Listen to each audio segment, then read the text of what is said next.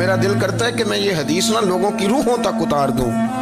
حضور فرماتے ہیں میں نے جس کے سامنے دین پیش کیا اس نے دلیل مانگی، وہ بھی کوئی اپنا ہے جو اپنوں سے دلیلیں مانگے، وضاحتیں مانگے، یہ کیسے تھا تو وہ کیسے تھا، تو یہ چیز کدھر سے آئی تو وہ کدھر گئی۔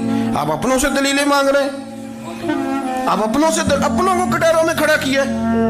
حضور یہ نہیں فرماتے کہ دلیل تھی کوئی نہیں، فرمایا جس نے مانگی میں نے دی دلیل، اور لوگ دلیل دیکھ کے مسلمان ہوئے۔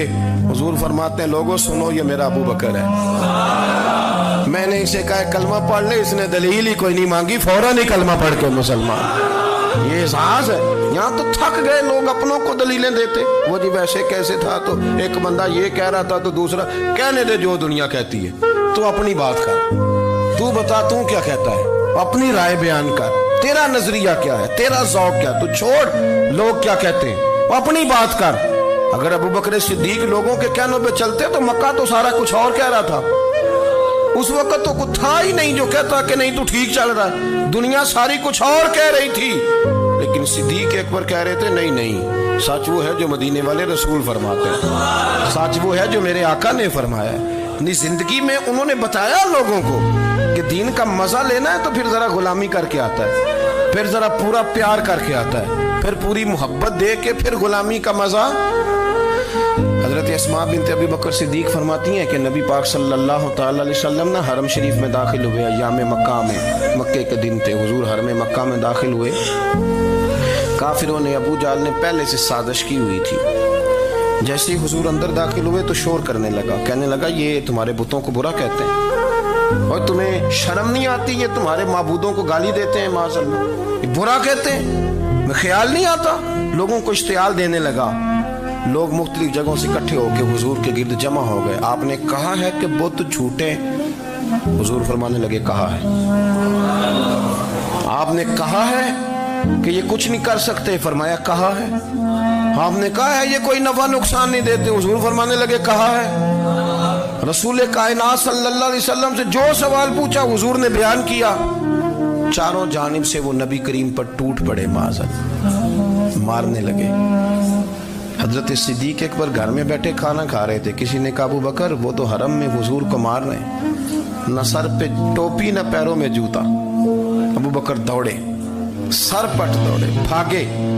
حضور زمین پہ لیٹے ہوئے تھے، وہ تکلیف دے رہے تھے۔ حضرت صدیق اکبر نے 2 کو پکڑ کے ادھر پھینکا، 4 کو ادھر پھینکا، 5 کو ادھر پھینکا، ایک جملہ بار بار زبان سے کہتے ظالموں انہیں مارتے ہو جو تمہاری نجات کا سامان لے کے آئے، انہیں تکلیف دیتے ہو جو کہتے ہیں اللہ میرا رب ہے، انہیں مارتے ہو، شرم نہیں آتی۔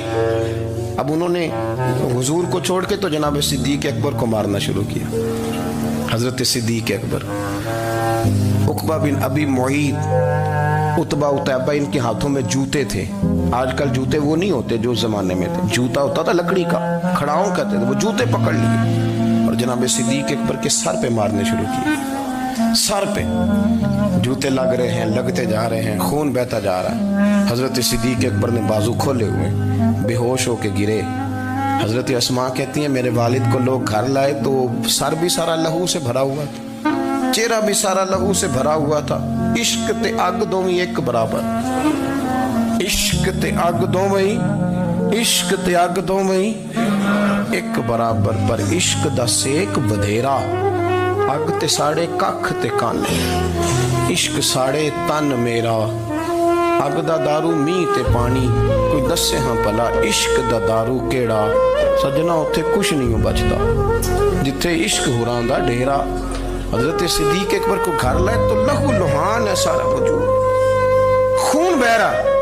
جناب اسماء کہتی ہے میں نے سر پہ ہاتھ رکھا، دیکھوں کہاں کہاں میرے والد کو، میں رو رہی ہوں، میں نے سر پہ ہاتھ رکھا تو کہتی ہیں بال بھی میرے ہاتھ میں آ گئے اور سر سے چمڑی بھی اتر کے میرے ہاتھ میں آ گئی، گوشت بھی سر سے اترنے لگا، سارا سر ان کا مار مار کے انہوں نے نازک بنا دیا، نرم کر دیا۔ آپ فرماتی ہیں وہ بے ہوش تھے، ہم ان کے منہ میں دودھ ڈالتے تھے، لیکن وہ جب بھی آنکھ کھولتے تھے تو زبان پر ایک ہی لفظ تھا، ظالموں انہیں مارتے ہو جو تمہیں کہتے ہیں میں اللہ کا رسول بن کے آیا۔